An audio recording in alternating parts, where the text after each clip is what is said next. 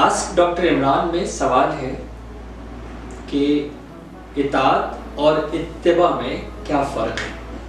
بڑا خوبصورت سوال ہے کیونکہ قرآن پاک اطیعوا اللہ و اطیعوا الرسول، اطیعوا اللہ و اطیعوا الرسول بار بار کہتا ہے. یعنی اللہ کی اطاعت کرو، رسول کی اطاعت کرو. اور پھر دین ہمارا ہمیں اتباع رسول کی بار بار یاد دہانی کراتا ہے کہ رسول کی اتباع بھی کرو. تو یعنی رسول کی اطاعت، اللہ کی اطاعت، اللہ کی اطاعت، رسول کی اطاعت اور اس کے بعد رسول کی اتباع. تو یہ اطاعت اور اتباع میں کیا فرق ہوتا ہے، یہی بیسکلی آپ لوگوں نے سوال پوچھا. دیکھیں، ایک حاکم ہے اور ایک اس کی رعایا ہے.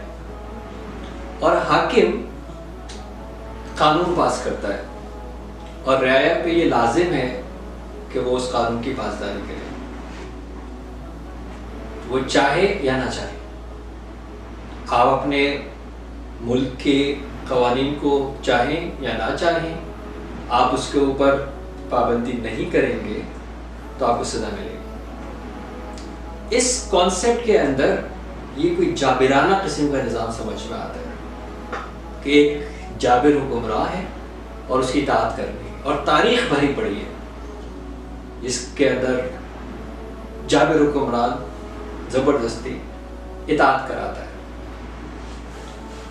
رب کی اطاعت کیا ہوگی، رب کے حکم کو ماننا کیا ہوگا، رب کے آگے عبدیت کیا ہوگی، اللہ کے آگے اطاعت کیا ہوگی.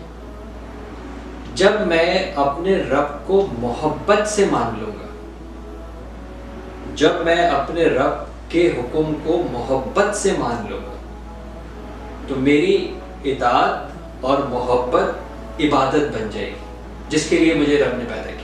نہیں پیدا کیا ہم نے جنہیں سوائے اس کے کہ وہ میری عبادت کرے. تو میں جب اللہ کی اطاعت کروں گا محبت کے ساتھ تو یہ عبادت ہو جائے گی کہ مجھے اللہ کی عبادت کرنی ہے. کس طرح کرنی ہے کہ مجھے اللہ کے حکم کی اطاعت کرنی ہے محبت کے ساتھ. اپنا وہ تعلق اپنے رب سے قائم کرنا ہے جس میں میرا رب یہ کہتا ہے کہ میں تم سے بہت قریب ہوں اور ہر پکارنے والے کی پکار کو سنتا ہوں. یہاں ہو گئی عبادت. عبادت صرف اور صرف رب کی ہوگی، عبادت نبی کی نہیں ہو سکتی. رب کے علاوہ کسی کی بھی عبادت ہوگی وہ شرک ہوگی. تو نبی کی اطاعت کیسے ہوگی؟ بالکل اسی طرح کہ جب میں نبی کی اطاعت کروں گا، یعنی جب میں نبی کے لائے ہوئے حکم کو مانوں گا محبت کے ساتھ تو وہ اتباع بنے گی. یعنی رب کی اطاعت محبت کے ساتھ عبادت بنے گی، نبی کی اطاعت محبت کے ساتھ اتباع بنے گی. اور وہ کیسے بنے گی؟ قرآن پاک خود کہتا ہے.